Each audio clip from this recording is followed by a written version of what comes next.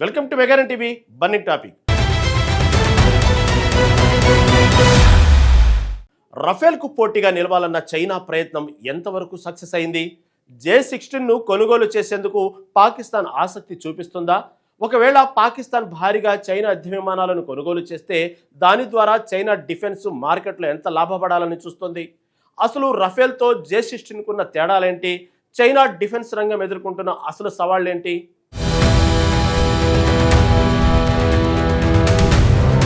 China ప్రపంచ తయారీ రంగంలో తనకంటూ ఒక ప్రత్యేక స్థానాన్ని సంపాదించుకుంది. తక్కువ ఖర్చుతో భారీ స్థాయిలో వస్తువులను తయారు చేసి ప్రపంచ మార్కెట్లకు పంపగల సామర్థ్యం దానికి ఉంది. అమెరికా సహా అనేక దేశాలకు చైనా నుంచి విస్తారంగా వస్తువులు ఎగుమతి అవుతున్నాయి. భారీ మానవ వనరులు, విస్తృత పారిశ్రామిక మౌలిక వసతులు చైనా తయారీ రంగానికి బలమైన పునాది. ఈ సామర్థ్యాన్నే ఇప్పుడు బీజింగ్ రక్షణ పరిశ్రమల్లోనూ మరింతగా ఉపయోగించుకోవాలని చూస్తోంది. కానీ సైనిక ఉత్పత్తుల మార్కెట్ మాత్రం సాధారణ వస్తువుల మార్కెట్లా ఉండదు. ఒక దేశం యుద్ధ విమానం కొనాలంటే ధరతో పాటు దాని పనితీరు, నమ్మకత్వం, నిర్వహణ సామర్థ్యం కూడా పరిశీలిస్తోంది. అందుకే డిఫెన్స్ రంగంలో చైనాకు పెద్ద సవాలు కేవలం ఆయుధాలను తయారు చేయడం కాదు, వాటిపై అంతర్జాతీయ నమ్మకాన్ని పెంచడం. ఇదే సమయంలో చైనా పాకిస్తాన్కు దశాబ్దాలుగా కీలకమైన రక్షణ భాగస్వామిగా ఉంది. JF-17 వంటి కార్యక్రమాలు రెండు దేశాల రక్షణ సహకారానికి ఉదాహరణగా నిలుస్తున్నాయి. అయితే అంతర్జాతీయ డిఫెన్స్ మార్కెట్లో పోటీ పడాలి అంటే యుద్ధ అనుభవం, ఆపరేషన్ రికార్డ్ కూడా కీలకంగా మారుతుంది. అందుకే చైనా ఇప్పుడు తన యుద్ధ విమానాలు నిజమైన పరిస్థితుల్లో ఎలా పనిచేస్తాయో ప్రపంచానికి చూపించాల్సిన అవసరం ఎదుర్కొంటోంది. ఈ నేపథ్యంలోనే J-16 చుట్టూ పెరుగుతున్న అంతర్జాతీయ ఆసక్తిని అర్థం చేసుకోవాలి.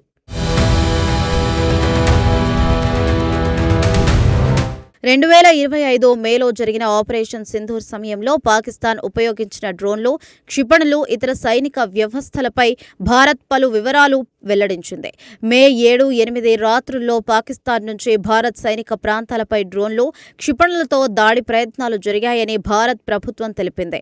ఆ దాడులను integrated counter UAS grid air defence వ్యవస్థలతో అడ్డుకున్నానని అధికారిక ప్రకటన చేశారు. మే 9న భారత విదేశాంగ మంత్రిత్వ శాఖ నిర్వహించిన బ్రీఫింగ్లో సుమారు 300 నుండి 400 డ్రోన్లు 36 ప్రాంతాల్లో చొరబడేందుకు ప్రయత్నించాయని తెలిపారు. వాటిలో కొన్ని డ్రోన్ శకలాలపై జరిగిన ప్రాథమిక ఫోరెన్సిక్ పరిశీలన టర్కీకి చెందిన అసిస్గార్డ్ సోంగార్ డ్రోన్ వైపు సూచించిందని భారత్ తెలిపింది. అదే సమయంలో చైనా తయారీ ఆయుధ వ్యవస్థల పనితీరుపై వివిధ విశ్లేషణలు వెలువడ్డాయి. అయితే చైనా నుంచి వచ్చిన ప్రతి ఆయుధం విఫలమైందని చెప్పడం వాస్తవ ఆధారాలకు మించిన వ్యాఖ్య అవుతుంది. భారత్ తన అధికారిక ప్రకటనల్లో పాకిస్తాన్ దాడులను అడ్డుకున్నామని, అనంతరం పాకిస్తాన్లోని రాడర్లు, ఎయిర్ డిఫెన్స్ వ్యవస్థలపై దాడులు చేసినట్లు స్పష్టం చేసింది. మే 10న భారత రక్షణ మంత్రి రాజ్నాథ్ సింగ్ కూడా పాకిస్తాన్ ప్రయోగించిన క్షిపణులు, డ్రోన్లు, రాకెట్లు, ఎలక్ట్రానిక్ వార్ఫేర్ సామర్థ్యాలను భారత రక్షణ వ్యవస్థను ఎదుర్కొన్నాయని తెలిపారు. ఈ పరిణామాలు ఆయుధ వ్యవస్థల వాస్తవ సామర్థ్యాలపై అంతర్జాతీయ చర్చకు మాత్రం దారితీశాయి. ఎందుకంటే యుద్ధ సమయంలో ఎదురైన అనుభవం ఆయుధాల మార్కెట్లో ప్రపంచానికి మించిన ప్రభావాన్ని చూపుతుంది. ఇదే కారణంగా చైనా కూడా తన వైమానిక సామర్థ్యాలను అంతర్జాతీయ వేదికలపై ప్రదర్శించడంపై మరింత దృష్టి పెడుతోంది. ఇక్కడి నుంచే J-16 కథ మరో ఆసక్తికరమైన మలుపు తీసుకుంటోంది.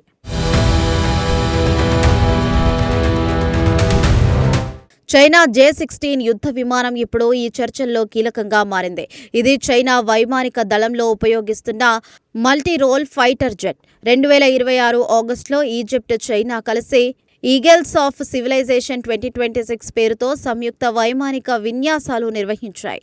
ఈ విన్యాసాలు ఆగస్టు 22న ప్రారంభమైనట్లు ఈజిప్ట్ రక్షణ మంత్రిత్వ శాఖ అధికారికంగా ప్రకటించింది. చైనా రక్షణ మంత్రిత్వ శాఖ ప్రకారం ఈ శిక్షణలో air combat tactics, air superiority, combat search and rescue వంటి అంశాలు ఉన్నాయి. ఆగస్టు 23న జరిగిన శిక్షణలో J-16 ఈజిప్ట్కు చెందిన రఫేల్ విమానాలు మధ్య సమీప దూరాల వైమానిక పోరాట విన్యాసాల్లో పాల్గొన్నాయి. ఇది చైనాకు ఒక ముఖ్యమైన శిక్షణ అవకాశం, ఎందుకంటే రఫేల్ ఆధునిక యుద్ధ విమానాల్లో ప్రముఖమైన ప్లాట్ఫామ్గా ఉంది. భారత వైమానిక దళం కూడా రఫేల్ను ఆపరేషన్గా ఉపయోగిస్తోంది.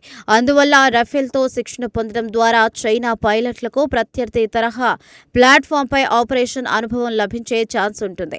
అయితే ఈ విన్యాసాల్లో J-16 రఫేల్ కంటే మెరుగ్గా లేదా తక్కువగా పనిచేసింది అని అధికారికంగా ఎటువంటి తీర్పు వెలువడలేదు. కాబట్టి ఒక విన్యాసాన్ని ఆధారంగా చేసుకొని ఏ విమానం విజేతో ఏది బలహీనమో తేల్చడం సరికాదు. అసలు ప్రయోజనం మాత్రం రెండు వేర్వేరు ఫైటర్ ప్లాట్ఫామ్లను ఎదురెదురుగా శిక్షణలో పరిశీలించడంలో ఉంటుంది. అడిగితేనే తెలుస్తుంది అన్నట్లుగా యుద్ధ విమానాల అసలు సామర్థ్యాన్ని అంచనా వేయడానికి వాస్తవిక శిక్షణ కూడా కీలకమే. అందుకే ఈజిప్ట్లో జరుగుతున్న J-16 రఫేల్ విన్యాసాలను భారత్ సహా అనేక దేశాలు ఆసక్తిగా గమనిస్తున్నాయి. పాకిస్తాన్ ఇప్పటికే చైనాతో లోతైన వైమానిక రక్షణ భాగస్వామ్యాన్ని కొనసాగిస్తోంది.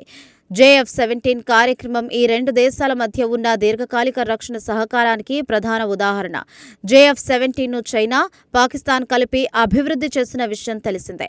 అయితే JF-17, J-16 రెండూ ఒకే తరగతికి చెందిన యుద్ధ విమానాలు కావు. J-16 భారీ మల్టీ రోల్ ప్లాట్ఫామ్గా చైనా వైమానిక దళంలో ప్రత్యేక పాత్ర పోషిస్తుంది. దాని సామర్థ్యంపై అంతర్జాతీయంగా ఆసక్తి పెరుగుతుందన్న సమయంలో పాకిస్తాన్ కూడా దీనిపై చూస్తుంది అన్న చర్చ మొదలైంది. అయితే పాకిస్తాన్ J-16 కొనుగోలుకు తుది నిర్ణయం తీసుకుందని ప్రస్తుతం స్పష్టమైన అధికారిక ధృవీకరణ లేదు. అందువల్ల కొనుగోలు ఖరారైందని చెప్పడం ప్రస్తుతానికి తొందరపాటు అవుతుంది. కానీ చైనా పాకిస్తాన్ రక్షణ సంబంధాల లోతు దృష్ట్యా భవిష్యత్తులో కొత్త ఫైటర్ డీల్స్ పై చర్చ జరగడం సాధారణం కాదు. ఇదే చైనాకు కూడా ఒక వ్యాపార అవకాశం. పాకిస్తాన్ ఇప్పటికే చైనా యుద్ధ విమానాలను పెద్ద స్థాయిలో ఉపయోగిస్తుంది అన్న కొత్త ప్లాట్ఫామ్ను ప్రవేశపెట్టడానికి అక్కడి వ్యవస్థ చైనాకు పరిచయమైన మార్కెట్గా ఉంటుంది. మరోవైపు పాకిస్తాన్కు పాశ్చాత్య విమానాలతో పోలిస్తే ధర, సరఫరా, రాజకీయ సంబంధాలు కూడా కొనుగోలు నిర్ణయంలో ప్రభావం చూపవచ్చు. అయితే ఫైటర్ జెట్ కొనుగోలు అనేది కేవలం విమానం ధరతో ముగిసే వ్యవహారం కాదు. పైలట్ శిక్షణ, ఆయుధాలు, స్పేర్ పార్ట్స్, నిర్వహణ, మౌలిక వస్తువులు అన్నీ కలిపి భారీ వ్యూహాత్మక నిర్ణయంగా మారుతోంది.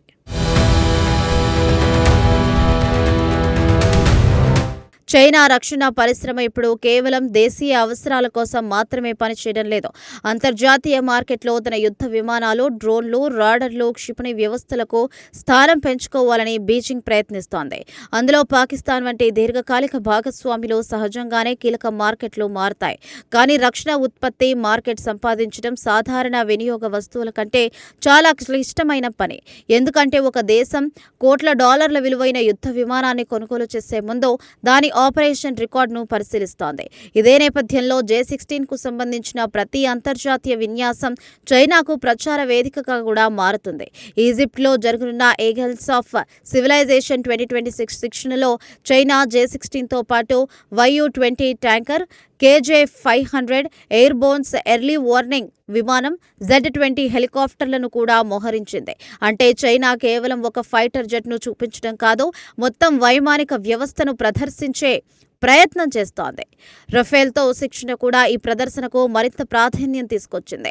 అయితే దీన్ని భారత్పై నేరుగా చూసిన సైనిక సవాలుగా చూడడం కంటే చైనా తన వైమానిక సామర్థ్యాన్ని పరీక్షించుకునే అవకాశంగా చూడడం సముచితం. పాకిస్తాన్ భవిష్యత్ కొనుగోళ్లు ఏ దశలో వెళ్తాయో మాత్రం ఆ దేశ అవసరాలు, బడ్జెట్, వ్యూహాత్మక లెక్కలపై ఆధారపడి ఉంటుంది. చైనాకు ఇక్కడ వ్యాపారం మాత్రమే కాదు, తన రక్షణ సాంకేతికతకు అంతర్జాతీయ గుర్తింపు పెంచుకోవాలన్న ప్రయోజనం కూడా ఉంది. అందుకే J-16 చుట్టూ జరుగుతున్న పరిణామాలను కేవలం ఒక ఫైటర్ జెట్ కథగా చూడలేం. ఇది చైనా రక్షణ పరిశ్రమకు, పాకిస్తాన్ వ్యూహానికి, భారత్ వైమానిక శక్తికి సంబంధించిన పెద్ద సమీకరణంలో మరో కీలక అధ్యాయం కావచ్చు.